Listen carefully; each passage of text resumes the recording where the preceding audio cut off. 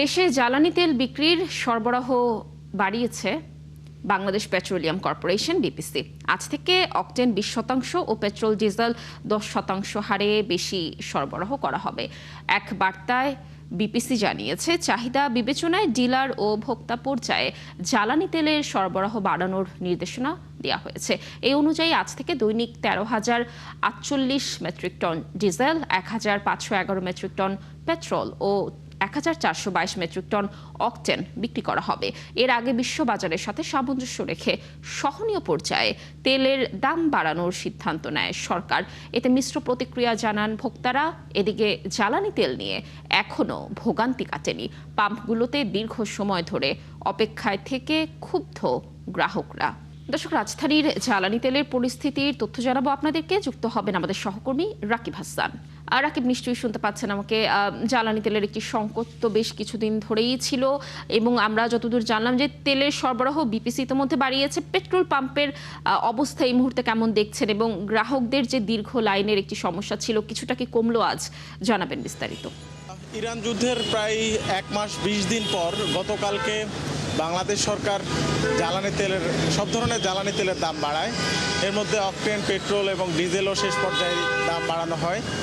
তো আজকে থেকে আবার এই সব পণ্যের সরবরাহ বাড়িয়েছে সরকার। বিপিসির যে নির্দেশনা, সেই নির্দেশনা অনুযায়ী পেট্রোল পাম্পগুলোতে আগে যে পরিমাণ অকটেনের সাপ্লাই দেওয়া হতো, মানে গতকাল পর্যন্ত যে সাপ্লাই ছিল তার থেকে আরও 20% বাড়ানোর নির্দেশনা দেওয়া হয়েছে এবং ডিজেল এবং পেট্রোলের ক্ষেত্রে সেটি 10% বাড়ানোর নির্দেশনা দেওয়া হয়েছে। সেই হিসেবে আসলে পেট্রোল পাম্পগুলোতে সরবরাহ বেড়েছে এবং মানুষের যে চাহিদা, জ্বালানি তেলের গ্রাহকদের যে চাহিদা, সেটা পূরণ করে এখন একটু বেশি দুর্ভোগ কমার একটা সম্ভাবনা তৈরি হয়েছে।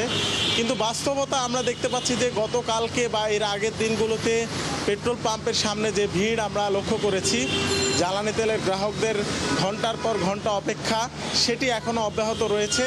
আমরা এই মুহূর্তে যে পাম্পে আছি, মেঘনা মডেল সার্ভিস সেন্টার, রাজধানী শাহবাগ এলাকায়।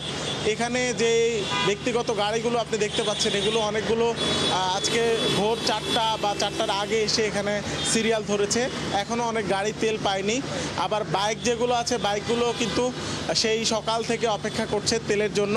এখানে দুটি পদ্ধতিতে আজকে তেল দেওয়া হচ্ছে। একটি হচ্ছে যারা ফুয়েল পাস দেখিয়ে তেল নিচ্ছেন তাদেরকে 1200 টাকার তেল দেওয়া হচ্ছে এবং যারা ফুয়েল পাস দেখাতে পারছেন না তাদেরকে 500 টাকার তেল দেওয়া হচ্ছে।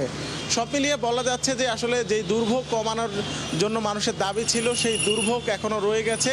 কিন্তু ফুয়েল পাস, রেশনিং এবং দাম বৃদ্ধি সবই কিন্তু সম্পন্ন হয়েছে এবং সরকার চেষ্টা চালাচ্ছে যে সরবরাহ বাড়িয়ে এই দুর্ভোগ কীভাবে লাঘব করা যায়। লাবণী, রাকিব, ধন্যবাদ আমাদের সাথে যুক্ত থাকার জন্য। দর্শক, যেমন আমাদের সহকর্মী জানাচ্ছিলেন যে বিভিন্ন ধরনের পাস হয়েছে কিন্তু তারপরও তেলের সংকট আসলে তেমনটা কমেনি। জানাচ্ছিলেন সর্বশেষ পরিস্থিতি জ্বালানি তেলের সংকটের।